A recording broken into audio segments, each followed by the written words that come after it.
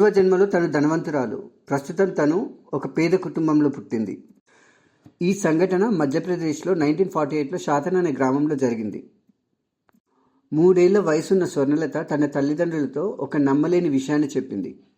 తన పేరు బియా పాట్ని అని, తను గొప్ప బ్రాహ్మణ కుటుంబానికి చెందినదాన్నని, తండ్రి పేరు సతీష్ చంద్ర అని, వారి ఇంట్లో 2 కార్లు, పూజాగదిలో ఎన్నో బంగారు వస్తువులు ఉన్నట్టు తెలిపింది. వారు మధ్యప్రదేశ్లో కాట్ని గ్రామంలో ఉండేవారని చెప్పింది. పూజ గదిలో ఉన్న వస్తువుల గురించి, ఆ పూజ విధానం గురించి అండ్ పూజలో ఎవరెవరు పాల్గొనేవారో ఈ వివరాలన్నీ తెలిపింది. ఆ పూజ గదిలో బంగారు సరస్వతి విగ్రహం ఉందని, దానికి అందరం పూజ చేసేవాళ్ళమని చెప్పింది.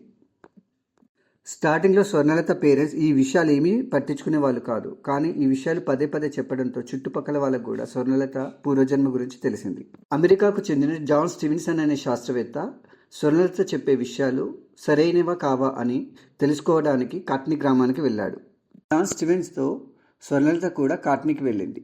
పూర్వజన్మలో తన ఇల్లు అయిన సతీష్ చంద్ర ఇంటికి స్వర్ణలత వెళ్ళింది.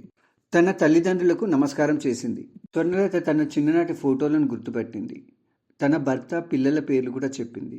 తను ఆ ఇంట్లో ఎక్కడ పడుకునేదో చిన్న చిన్న విషయాలను కూడా వివరించింది. సతీష్ చంద్ర ఈ విషయాలు అన్నీ విని ఆశ్చర్యపోయాడు. తన కూతురు పాట్నీనే ఈ జన్మలో స్వర్ణలతగా పుట్టింది అని నమ్మాడు. స్వర్ణలత పూర్వజన్మలో తన భర్త, పిల్లలను కూడా కలిసింది. పూర్వజన్మలో తండ్రి అయిన సతీష్ చంద్ర స్వర్ణలతకి ఆర్థికంగా సహాయం చేశాడు. స్వర్ణలత వారితో సంబంధాలు కొనసాగించింది. స్వర్ణలత మిశ్రా పూర్వజన్మకు సంబంధించిన వివరాలు the Hindu, India today news పేపర్లో కూడా వచ్చాయి. 1970లో డాక్టర్ స్టీవెన్సన్ ఈ సంఘటనకు సంబంధించిన ఇంటర్వ్యూ BBC మరియు హిస్టరీ ఛానల్లో ఇచ్చాడు. ఈ సంఘటనకు సంబంధించి మీ అభిప్రాయాన్ని కామెంట్ చేయండి. ఈ వీడియో మీకు నచ్చినట్లయితే లైక్ చేయండి, సబ్స్క్రైబ్ చేయండి.